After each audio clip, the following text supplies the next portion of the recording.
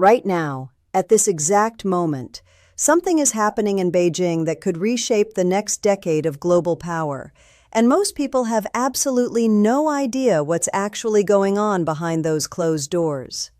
Donald Trump just sat across from Xi Jinping, smiled for the cameras, attended a state banquet, walked the Temple of Heaven, and while the world watched the choreography, something far more consequential was unfolding beneath the surface. Stay with me because by the end of this video, you will understand why some of America's closest allies are genuinely alarmed right now, and why China walked into this summit with a confidence it has never had before. If this kind of deep dive analysis is what you came here for, make sure you hit subscribe and turn on notifications because Verified Bulletin covers what other channels miss. So where do we actually begin this story? Not today, not even last year. We have to go back to April 2025 because that is the moment that set everything in motion. Trump returned to the White House for his second term and came out swinging harder than almost anyone expected. Tariffs on Chinese goods were pushed to levels not seen in over a century. His administration called it Liberation Day. Washington's message to Beijing was surgical and deliberate. America was done being taken advantage of. The era of easy access to the American market was finished. China would either play by new rules or face economic suffocation. Beijing did not blink, not even slightly. China retaliated tariff for tariff. It blacklisted American companies, and then it pulled a card that genuinely caught Washington off guard. China began restricting exports of rare earth elements. Those are the critical minerals that power electric vehicles, fighter jets, consumer electronics, semiconductors, essentially the entire backbone of modern technology and defense manufacturing. American defense contractors raised emergency alarms. Tech companies flagged critical shortages. Supply chains that had been built over 30 years began showing dangerous cracks. Pause on that for a second. The trade war that was supposed to bring China to its knees was now inflicting serious pain on American industry. That is not a small detail. That is the entire hinge of this story. By May 2025, American and Chinese negotiators were quietly sitting in Geneva, Switzerland. No fanfare, no press conference, and they emerged with a deal where both sides rolled back tariffs by 115%, keeping a baseline 10% in place. The White House called it a historic win. Critics called it a strategic retreat dressed in victory language. Either way, the trade embargo era was over inside of 2 months. Now, here is something that did not get nearly enough attention. China's economy, the one that was supposedly being crippled, grew by 5% in 2025. 5%. While American manufacturers were scrambling and supply chains were wobbling, China's exporters pivoted to new markets. Its push for technological self-sufficiency started bearing real fruit in chips and advanced manufacturing.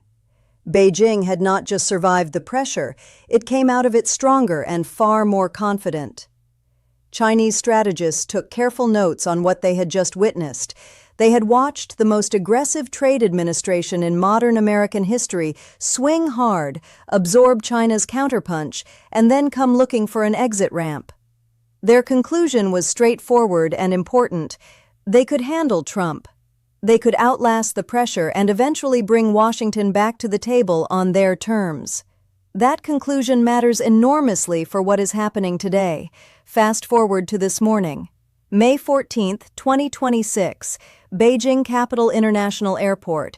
Air Force One touches down on Chinese soil for the first time in nearly a decade. Trump was welcomed by Chinese Vice President Han Zhang, an honor guard, children waving Chinese and American flags. The motorcade rolled through Beijing's streets. The photo opportunities were immaculate. But look at who was on that plane with Trump. Tim Cook of Apple, Elon Musk of Tesla, NVIDIA CEO Jensen Huang, who joined the delegation at the last minute during a stopover in Alaska. More than a dozen of America's most powerful business executives making the trip with a sitting American president to a country that their administration has spent years calling an adversary. Ask yourself an honest question. When the most powerful tech CEOs in the world fly with the president to meet America's greatest geopolitical rival, whose interests are being represented in that room? Inside the Great Hall of the People, Trump and Xi sat down, and Xi did something publicly that was striking in its directness. He called Taiwan, in his exact words, the most important issue between China and the United States. He warned Trump, standing in Beijing, that if differences over Taiwan are mishandled, the two countries will have clashes and even conflicts. Xi also raised the concept of the Thucydides trap, the historical pattern where a rising power and a ruling power almost inevitably end up in war. He asked directly whether the US and China could avoid that fate. This is not small talk. Xi does not do small talk. That was a warning delivered in the language of statesmen. And Trump's response when a reporter asked him about Taiwan while standing right next to Xi? He said nothing. He did not respond to the question at all. Drop a comment below right now. Tell me, is that silence strength, or is it something else entirely? Now look at what the official joint statement said. Both sides agreed the Strait of Hormuz must stay open. Both sides said Iran should never develop nuclear weapons. Xi expressed interest in purchasing more American oil to reduce China's own dependence on the strait. Agricultural products, aircraft purchases, trade cooperation. That is what made the public read out. Taiwan was not mentioned, not once. For Beijing, that absence is not an oversight. That is a result. Getting the American president to fly to China, sign agreements, walk the Temple of Heaven, and produce a joint statement that does not reaffirm American support for Taiwan's security, that sends a message to every country watching, and every country in Asia is watching.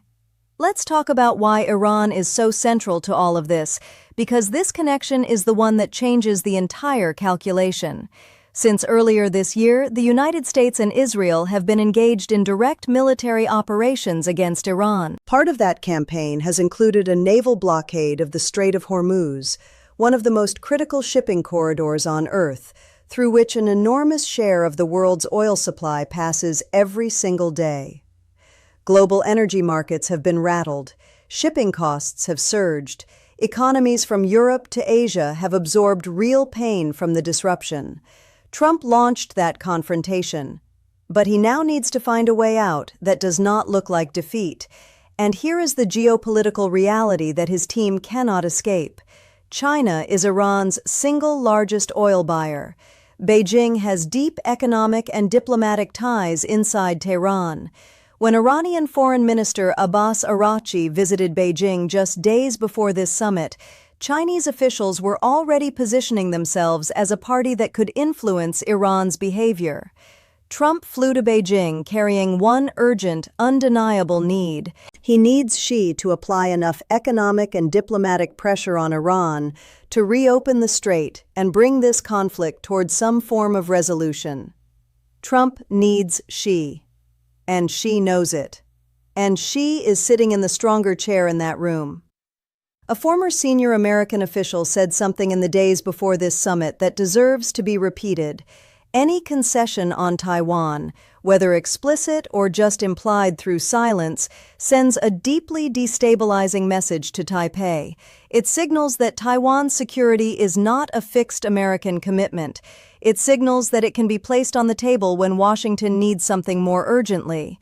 And right now, Washington urgently needs help ending a war. Taiwan currently has a $14 billion arms package pending from the United States.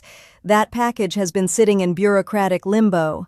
The timing is not a coincidence. Analysts at the Center for Strategic and International Studies stated this week that Taipei is worried Trump will negotiate with Xi on arms sales, undermining one of the foundational assurances that has anchored American credibility in the Pacific for decades. From Tokyo to Manila to Canberra, America's allies in the region are asking a question they will not ask out loud at a press conference, but are absolutely asking behind closed doors. If Taiwan's security is negotiable when Washington needs something from Beijing, what does that say about every other American commitment in the region? Here is where this story gets even more layered. Scott Kennedy, a senior China analyst at CSIS, put it clearly this week. China comes into this meeting far more confident than in 2017, when it feared even a small increase in American tariffs. Beijing has pushed back. It has neutralized much of Trump's pressure, and now it has the American president on its home soil. China wanted this summit. It engineered this summit. Beijing's eagerness to hold it is not weakness, but it is a signal that even China needs a degree of stability in this relationship. What China specifically wants is predictability on tariffs and the sidelining of the more hawkish voices inside the Trump administration. Those are achievable goals that Beijing believes this summit advances.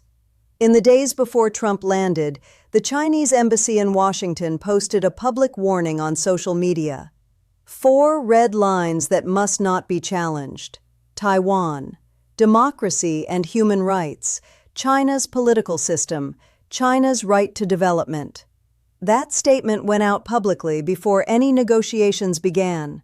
It was Beijing telling Washington exactly where the floor is before Trump's plane ever took off.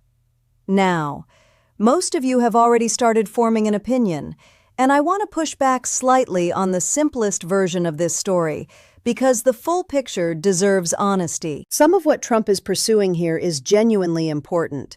American farmers care about soybean export commitments.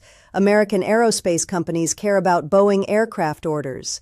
A stable, functional channel of communication between the world's 2 largest economies is not a weakness, it is a necessity. Nobody serious argues that permanent confrontation between Washington and Beijing is a strategy. Genuine diplomacy between these 2 powers serves everyone's interests.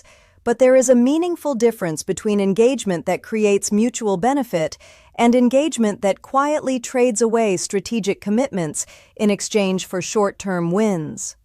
The trade war that was supposed to force structural change in China's economy ended with Washington accepting China's economic model essentially as is. The export control regime designed to limit China's access to advanced semiconductors has been partially walked back. And now Taiwan, the single most sensitive flashpoint in the entire relationship, is being described by Trump himself as something he discussed in phone calls with Xi and brought to the summit table. The question that will define the legacy of these 2 days is not whether Trump got a good headline. The question is whether America's word in the Pacific means what it meant before this week.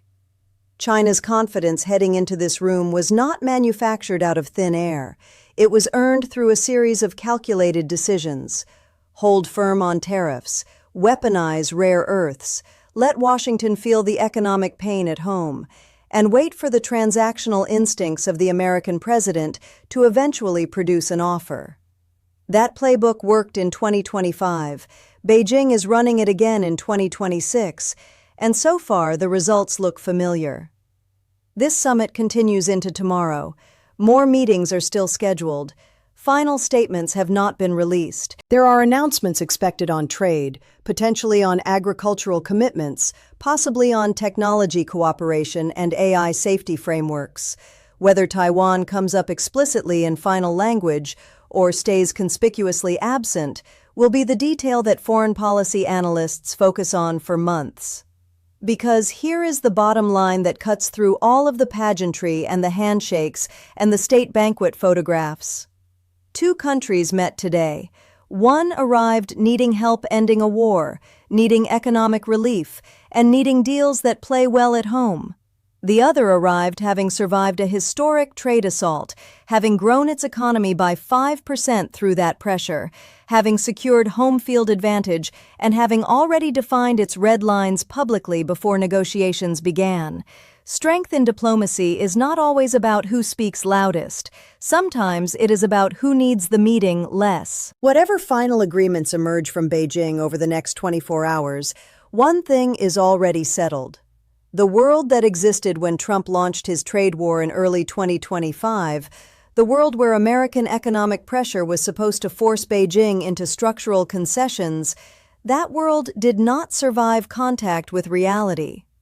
Something has shifted in the balance of this relationship, and allies from Tokyo to Taipei to Brussels are calculating exactly what that shift means for them. Verified Bulletin will be on this story through every development as it breaks. If you are not subscribed yet, this is the moment.